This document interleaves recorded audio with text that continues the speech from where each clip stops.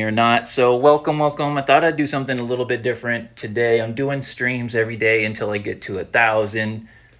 Today is November 3rd, 2020. And I just thought I might come back on here later on and do some music or something with the gear. But I thought something I could talk about real quick is stands, studio gear stands in particular. And there's a lot of stands out on the market. There's so many different things you can use as a stand. I see everything from art tables to laptop stands, and there's even rolling mixer stands that you can use for your equipment and things like that. But I'm going to talk to you real quick about building your own and why you should. So this is a stand I just built. I built it maybe, let me get a little more light over here too. I built this maybe 2 weeks ago, I guess. Turn on this light also. And the reason why, all right, it's all pink.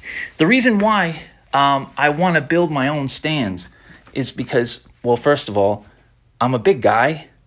And so I need to have stands that fit me as a person. A lot of times when I go to, try out like a desk or something like that, it's too short. So I had to build this desk. So this desk, all my desks I built myself. And I built them all to my own height, my own basically my own specs. And let me just take all this color out of the room, and I'll just put these all on white. All right. Okay, so now we got some more light in here. So this is camouflage pants. This is just material that you use. What up, Lifted? Thanks for being here, man. Let me see what you're saying. You've been thinking about building yourself something, but you don't usually build things. Okay, let's address that. Let me show you. If nothing else, I'm gonna give you some confidence in the fact that you can do this. So what you have here in these stands is a milk crate. Yes, a milk crate. You have a pair of camouflage pants, and you've got a bunch of this shit wood that is really, really cheap. And all I did was take this stand and I propped it up on a couple pieces of wood. I think I put a book underneath it because I wanted the angle properly. Once I had the angle where I wanted it, then I just measured from the bottom of the force. So you're going to need something that you can measure with. You can put a piece of wood up and mark it with a pen or pencil and use that. If you don't have a tape measure, you can use a little piece of string. Anything, as long as you can be consistent with your measurements to be able to transfer it from here to the piece of wood. A handsaw. You can go through this with a handsaw in about 10 back and forths. You'll go through this. So the thing you have to be careful of is heat. So you want to make sure that you're leaving room for it to breathe. If you want your stand to be adjustable, then you got to do a little more thinking. But for me, I'm over the whole adjustable thing. I've done it, and it's way more work than it's worth for me at this point. But this, you can see the staples. This is a piece of wood that I cut out. So what you do here is you take a piece of cardboard, and once you have, let's say I cut this, and I cut this, and I have this little structure right here, okay? I've already cut these, and I've got kind of like the framework of what I want. So I have this piece, this one, and this one. So you put them on the floor, and you kind of lay them out the way you want them, you know, in the shape. And then what you do is you just take a piece of cardboard, and then you put the cardboard right over the top of it as a template. And you can even see that I used this. See? So what I did was I took this whole piece and I put it on the floor, and then I traced it. And then I cut it out. So once I had my piece of cardboard template, then I was able to take my little template to a piece of wood that would be big enough to cover this hole. And then I just stapled it. I cut the piece of wood out, and then I stapled a pair of pants. I cut the pair of pants, the legs, and then I used the fabric. Let me see here. Yeah, man, it's resourceful. And so with the milk crate idea, I wanted it to give it like a military type look. So I took a milk crate and I cut it all to hell. And then I put the milk crate here and I painted it green. It's just a little bit of sanding and a little bit of paint. And you just need some screws or some you can even use finishing nails, but I would use screws. You can get a really cheap screwdriver or drill like this one for about $25 at Lowe's. And I've had this for about 2 years. It's very, very powerful, and it has never stopped working.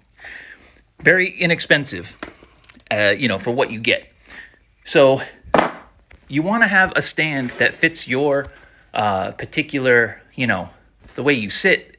Like with me, I don't really have a chair. I use this.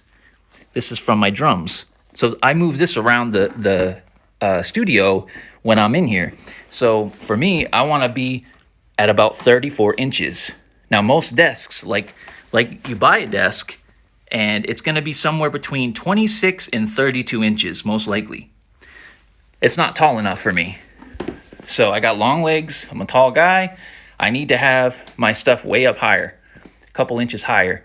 And then I like to have my stuff kind of facing me. I don't want it laying flat.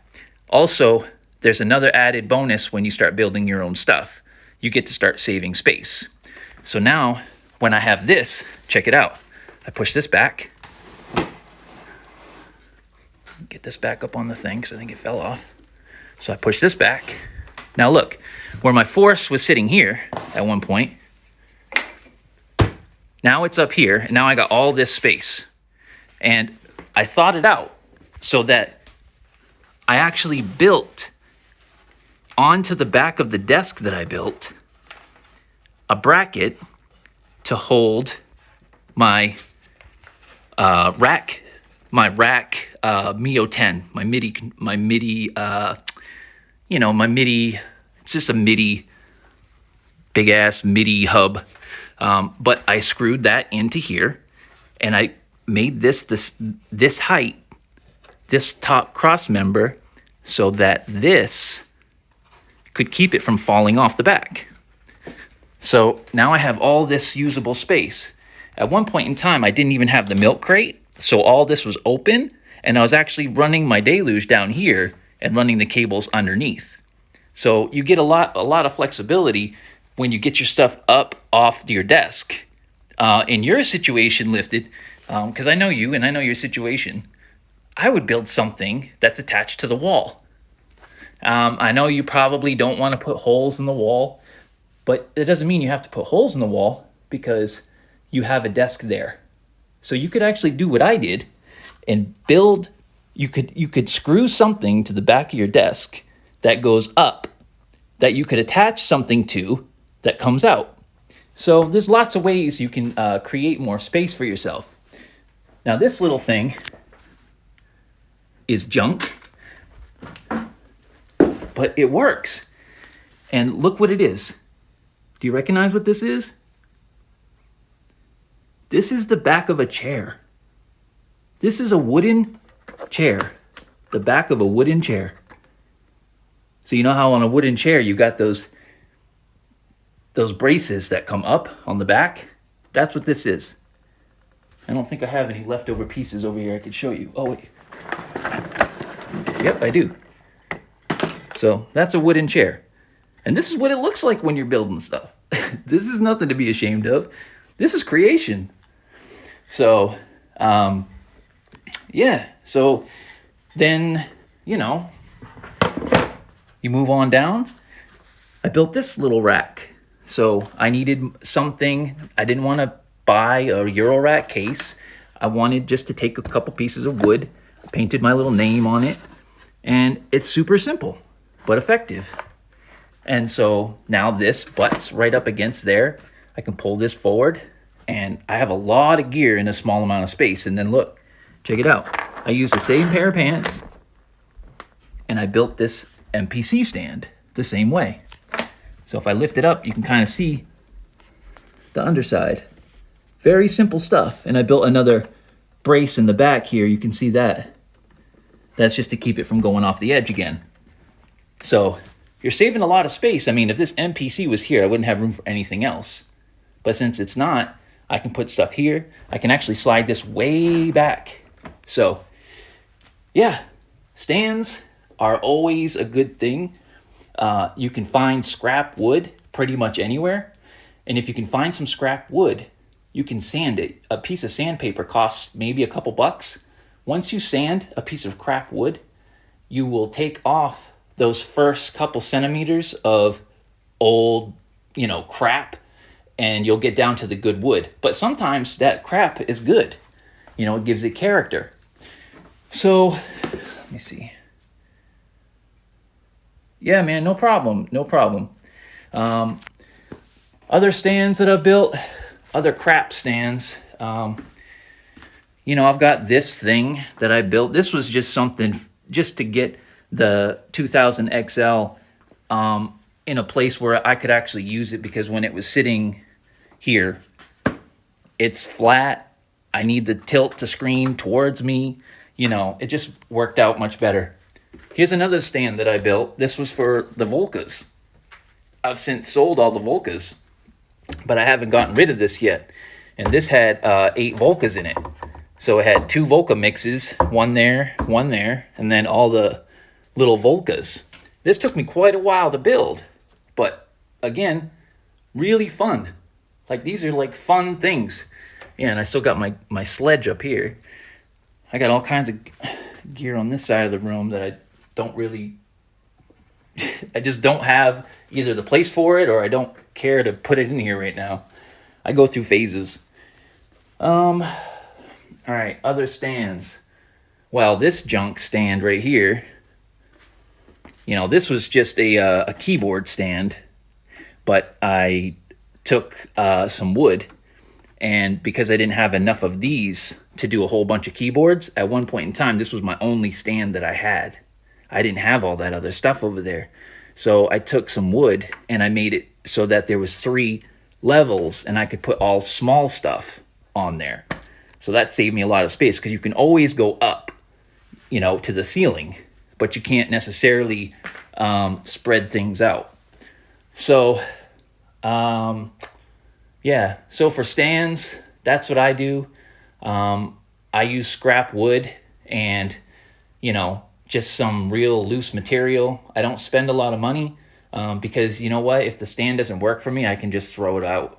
I've done it plenty of times. I've built a lot of things that I don't use, and it's okay. It gives me something to do. But yeah, and even these things, I built all of them, all of these. I put these little things in them, these little drawers and stuff. But, it does the job. If I wanted to put like serious studio desks in here, it would cost me a fortune. I built these things, I bought fabric and had some scrap wood, and I put insulation on the inside of them. So, yeah, but that's pretty much it. Just being resourceful, I guess that's the perfect word. Even something like this that holds my monstrous computer and my huge mixer. This is a kitchen cart. This is a breakfast cart. So anybody up for some breakfast? It's got wheels. It's a breakfast cart. But I could go and buy all this shit. I could. money is not an issue, but I prefer to build stuff that works for me. And it keeps me humble. It keeps me wanting to create. And this I built this morning, actually. I built this one because I wanted to get some pictures outside in the snow, which I posted on IG. You can catch me on IG at I Will Create, EYEWILLCREATE. And that's on IG. I posted some really dope pictures this morning. But I built this. I had some scrap shit. And so I drilled a couple holes and put a couple screws in. Done. This I already had, and this I already had. So it's all good, man. That's it. All right, man. We'll catch you later.